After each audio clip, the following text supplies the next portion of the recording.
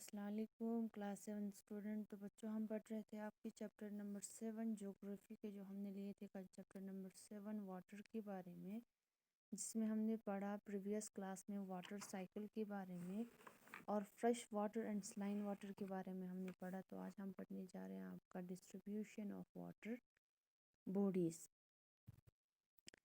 तो हम देखेंगे यहाँ पे वाटर बॉडीज़ का डिस्ट्रीब्यूशन। तो the northern hemisphere has majority of land masses while the southern hemisphere has more of water content। तो नॉर्दर्न हेमिस्फीयर में ज़्यादा लैंड मासेस होते हैं, मेजॉरिटी लैंड मासेस जो है हमारे नॉर्दर्न हेमिस्फीयर में है। तो साउदर्न हेमिस्फीयर में ज़्यादा वाटर कंटेंट है, जिसकी वजह से the southern hemisphere is also called as the water hemisphere, जिसकी वजह से साउदर्न हेमिस्फीयर को वाटर हेमिस्फीयर कहा जाता है। The large masses of water has divided into oceans, seas, bay and gulf। जैसे कि जो large mass of water bodies है उसको डिवाइड किया गया है इनटू ओशियंस में, सीज या बेस या गुल्फ्स में। देयर आर 5 ओशियंस है, जिसका नाम है Pacific ocean, Atlantic ocean, Indian ocean, Arctic ocean and the southern ocean. तो और एक यहाँ पे सब टॉपिक है टेम्परेचर ऑफ ओशियन वाटर। तो टेम्परेचर ऑफ ओशियन वाटर का हम देखेंगे, ओशियन वाटर का टेम्परेचर क्या होता है। The temperature of ocean water is not the same everywhere, it's varies from place to place and from time to time. तो ocean का जो वाटर है उसका टेम्परेचर जो है हर जगह सेम नहीं होता है, ये चेंज होता है प्लेस टू प्लेस और टाइम टू टाइम जो है वो चेंज होता है। Ocean water receive energy from the sun. आपको पता है ओशियन वाटर जो है एनर्जी सन से रिसीव करता है। इसकी वजह से it is the hottest near the equator and coldest near the pole. और इक्वेटर के साइड से बहुत गर्मी होती है और पोल्स की साइड से बहुत ज़्यादा सर्दी होती है। तो another factor which affect the temperature of ocean water is the ocean current. तो और एक यहाँ पे फैक्टर है जिसकी वजह से हमारा जो ओशियन का जो टेम्परेचर जो है उसके ऊपर असर करता है या वो चेंज हो जाता है, जो कि हमारा है ओशियन वाटर का जो ओशियन करंट।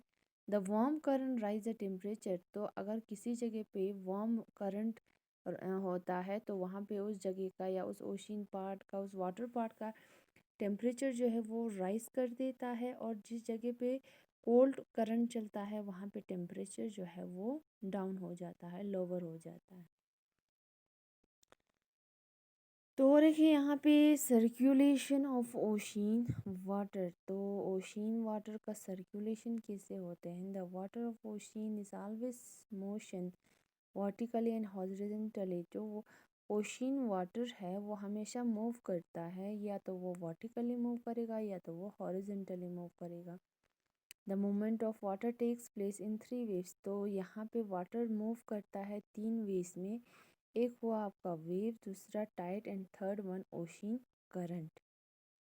तो यहाँ पे पता चला कि ओशियन जो है वो ओशियन वाटर जो है वो हमेशा मूव करते रहता है, या तो वो हॉरिजॉन्टली मूव करेगा या तो वो वर्टिकली मूव करेगा।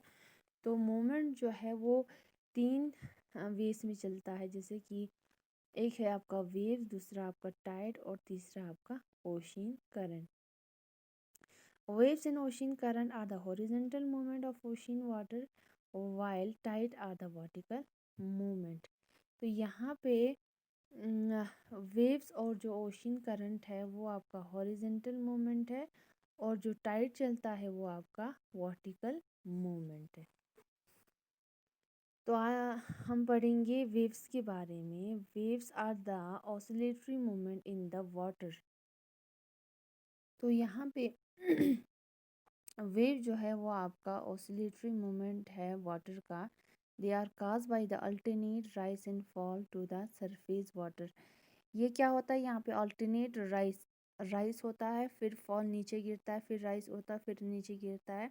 अप डाउन जो मूवमेंट है वो इसको हम वेव्स कहते हैं।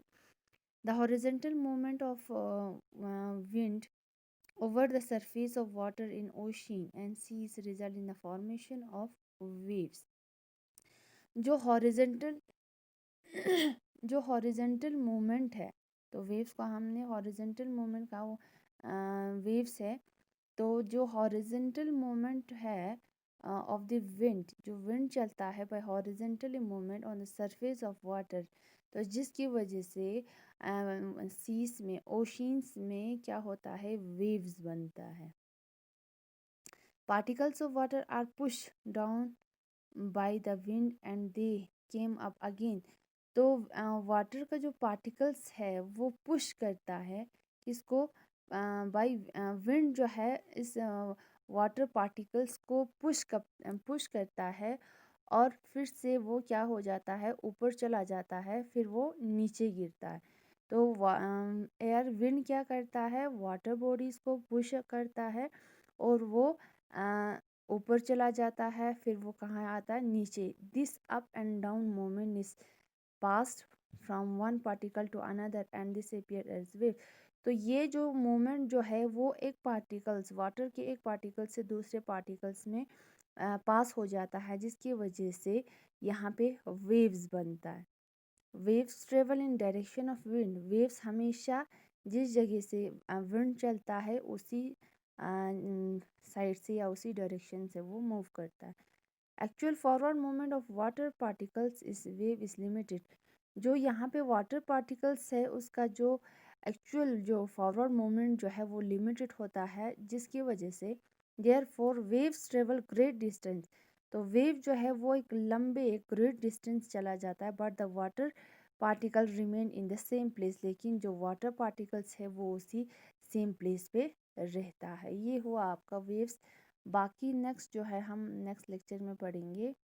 तब तक के लिए थैंक यू, खुदा हाफिज़, टेक केयर।